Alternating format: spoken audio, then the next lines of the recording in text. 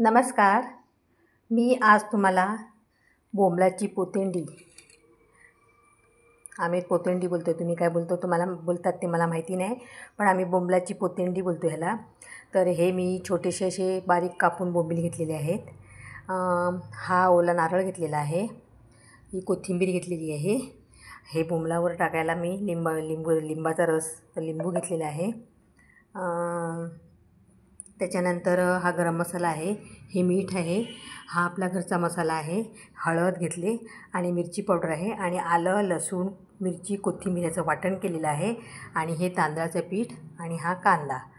तर हे केळीचं पान आहे, ह्या केळीच्या पानावर मी ही बोंबलाची पोतेंडी म्हणजे थापणार आहे ती. आणि तेल घेतलेलं आहे मी, हे त्याचं जसं हवं तसं मी तेल टाकणार आहे. हे बघा असं हे तेल घेतलेलं आहे. तर चला आता आपण पहिल्या ह्याच्यावर लिंबाचा रस पिळून घेऊया. हे बघा लिंबू पिळून घेतलेला आहे मी. त्याच्यामध्ये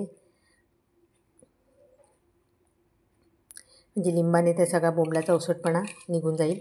आता सीजन आहे मच्छीची, तर तुम्हीसुद्धा करा हे. ह्याच्यासाठी शक्यतो लहान बोंबील घेतलेले फार चांगले. तर मी पण हे लहानच बोंबील घेतलेले आहेत, त्याचे बारीक असे तुकडे केलेले आहेत, म्हणजे ते शिजतात पण चांगले आणि चांगले चवदार लागते भाकरी पोतेंडी. त्याच्यामध्ये मी आता जे हे मसाले घेतलेले आहेत ते मसाले मी मिक्स करते त्याच्यामध्ये. तर सगळे मी मसाले टाकून घेते त्याच्यात. सर्वप्रथम मीठ टाकते मी, नंतर मिरची पावडर टाकते थोडीशी, नंतर हा लाल तिखट मसाला टाकते, नंतर ती थोडीशी हळद टाकते. आपण परत टाकणारच आहोत ह्याच्यामध्ये पिठामध्ये, आणि थोडासा गरम मसाला आणि आलं लसणाची पेस्ट मी केलेली आहे.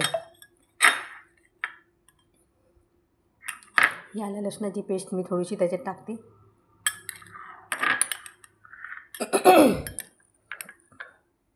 ही बघा एवढी टाकते आणि मी हे आता हे मिक्स करून घेते. म्हणजे हा बोंबलाचा जो उसटपणा असतो त्या सगळा निघून जाणार. हे बघा ह्याच्यात मी हे मिक्स करते, हे मिक्स केलेलं आहे मी सगळं. आता मी पीठ घेते एका बाऊलमध्ये आणि त्या पिठामध्ये सगळे मसाले टाकताना दाखवते.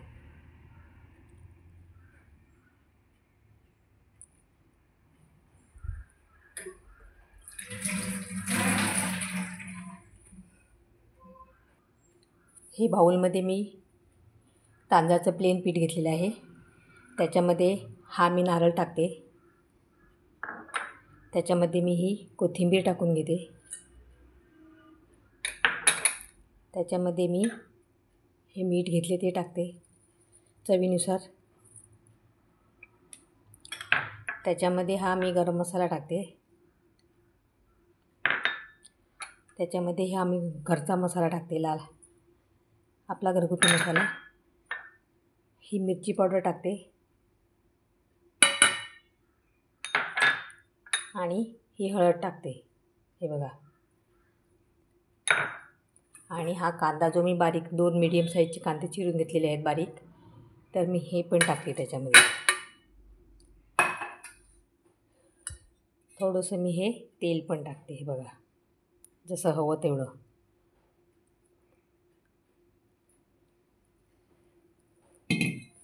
आणि मी आता हे पूर्ण कालवून घेते, मिक्स करून घेते. त्याच्यामध्ये त्याच्या आधी बोंबील पण टाकायचे आहेत. हे बघा हे जे बारीक चिरलेले बोंबील आहेत ते पण मी टाकते आणि त्याचा उसटपणा आणण्यासाठी मी हे लिंबू टाकलेले आहे त्याच्यामध्ये. तर आता हे मी मिक्स करते.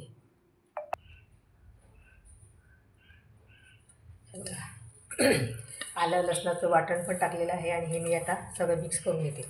त्याच्यामध्ये जसा हवा तसा पाणी टाकायचं आहे, पण आधी पहिलं मिक्स करून घ्यायचं आहे. हे बघा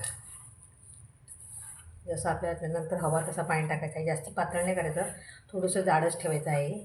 आणि मग हे मी केळीच्या पानावर थापणार आहे. हे बघा कसं सुंदर खमंग झालेलं आहे, वास पण सुंदर येतो आहे त्याचा.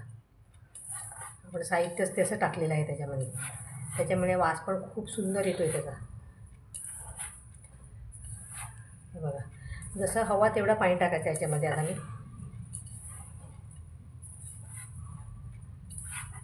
मग मिक्स झालेलं आहे. आता याच्यामध्ये मी थोडं पाणी टाकते आणि मग मी हे केळीच्या पानात थापते आणि मग हे तव्यावर फ्राय करायचं आहे. ह्याच्यामध्ये जास्त पाणी नाही लागणार, तरी पण थोडंसं मी पाणी टाकते. थोडंसं टाकते पाणी आणि हे मिक्स करून घेते. बघा पूर्ण असं मिक्स करून घेते. बघा किती सुंदर वास येतो, मस्त एकदम. बघा बघा असं. आणि आता हे केळीचं पान मी घेतलेलं आहे. हे केळीचं पान घेतलेलं आहे. हे बघा. आता ह्या केळीच्या पानावर मी थोडंसं असं पाणी मारते असं. आणि ही आता मी केळीच्या पानात अशी थापते.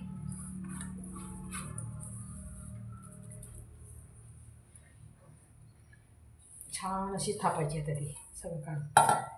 हे बघा. थापण्यासाठी आपल्याला थोडं पाणी लागलं तरी घ्यायचं असं. हे बघा. आणि अशी सारखी अशी सगळ्या बाजूने सारखी येईल अशी ही थापून घ्यायची. एकदम सुंदर होते आणि चविष्ट होते. तर आता मच्छीचा सीझन भरपूर चालू झालेला आहे आणि बोंबील पण भरपूर येत आहेत.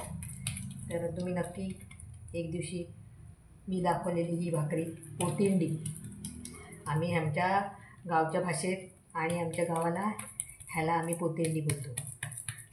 हे बघा.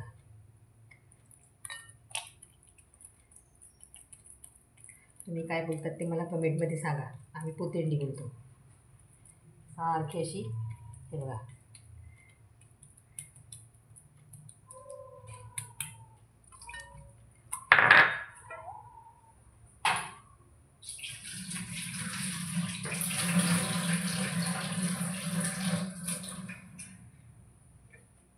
मी अशी ही सारखी थापून घेतलेली आहे. बघा अशी ही थापलेली आहे.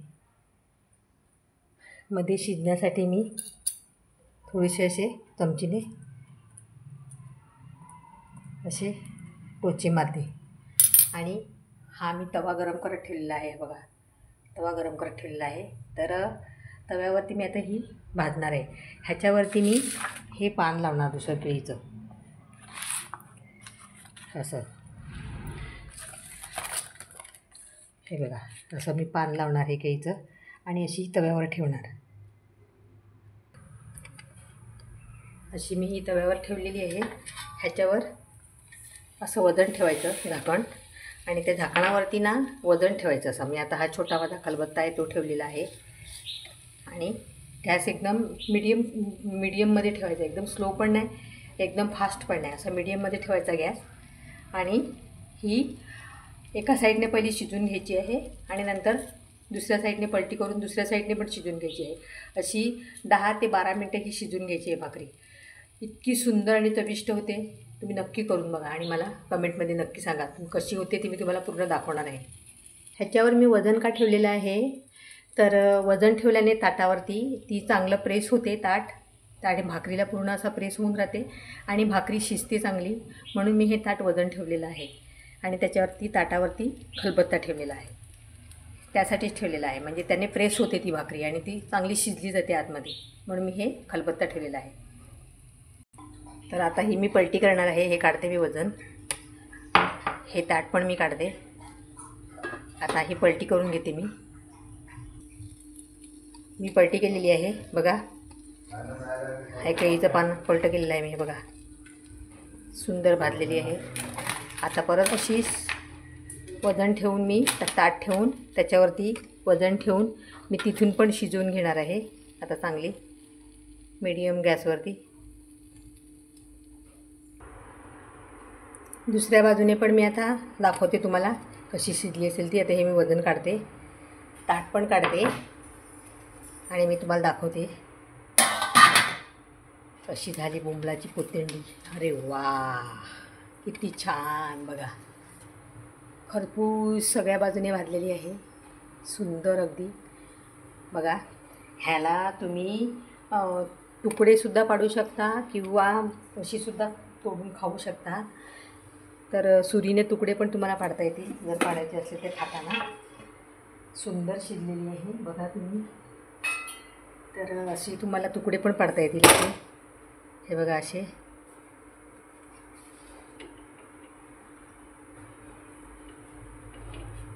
हे बघा असे तुम्हाला तुकडे पडता येतील. सुंदर शिजलेली आहे.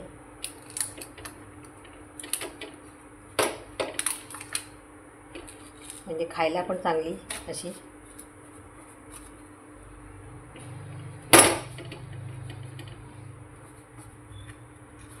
तर बघा बोंबलाची पोतेंडी कशी झाली ती, किती सुंदर झालेली आहे. पलटून पण दाखवते तुम्हाला मी. परत अशी दुसऱ्या बाजूने घालून कशी शिजली ते पण तुम्हाला मी दाखवते. सुंदर अशी सगळ्या बाजूने शिजलेली आहे. हे बघा कशी चांगली झालेली आहे खरपूस. हे बघा किती सुंदर शिजलेली आहे. आणि कसा कलर आलेला आहे तिला, असा भाजलेला. हा बघा. तर ही माझी रेसिपी आजची तुम्हाला कशी वाटली, तुम्ही नक्की करून बघा. आवडली असेल तर आणि मला कमेंटमध्ये सांगा. तर व्हिडिओ खूप मोठा होत असेल किंवा झालेला असेल तर नक्की शेवटपर्यंत बघा. आणि नवीन असाल तर लाईक, शेअर आणि सबस्क्राईब करायला विसरू नका, जेणेकरून माझ्या नवीन नवीन ज्या काही रेसिपी असतील त्या तुमच्यापर्यंत पटकन पोचतील. तर माझी ही पूर्ण झालेली आहे भाकरी. आमच्या भाषेमध्ये म्हणतात ह्याला पोतेंडी. तर नक्की आवडली तर लाईक, शेअर, सबस्क्राईब करा. आणि माझा व्हिडिओ मी इथेच आता थांबवते. तर बाय बाय बाय, धन्यवाद.